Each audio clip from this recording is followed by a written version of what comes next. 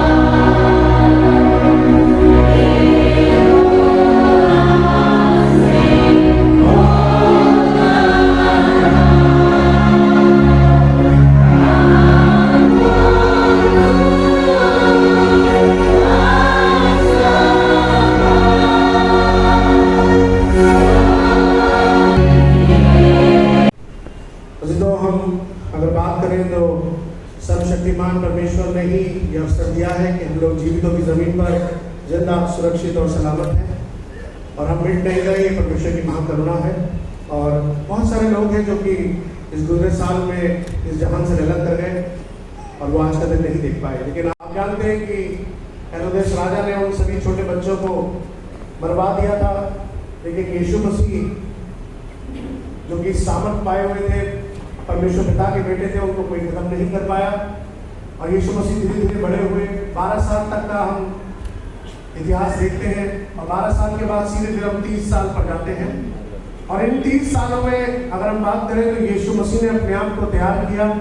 यीशु मसीह आत्मा में बलवंत होता गया और सामर्थ को पाकर, और उस वक्त में आप जानते हैं कि सबसे बड़ा काम हुआ कि यीशु मसीह को बैप्टाइज किया गया और यूहन्ना बपतिस्मा दाता के मार्फत यीशु मसीह को जब बपतिस्मा दिया गया इस अवसर पर पादरी अनिल सी, लाल पादरी ब्रजेश मैंसल, पादरी रोहित मैसी, पादरी अभिषेक विल्सन, एसके नेथन, अंतिम सिंह, सुरेंद्र एम लाल, क्लेमेंट शेडमैन, रॉबिन मसीहा, संजय लाल, बैनर एंथोनी, नीतू सिंह, राजन प्रेम मसी, रूबी मैसी, पूनम मैसी, दीप्ति विल्सन सहित अन्य धर्मगुरु एवं समाज के अनेक लोग उपस्थित रहे।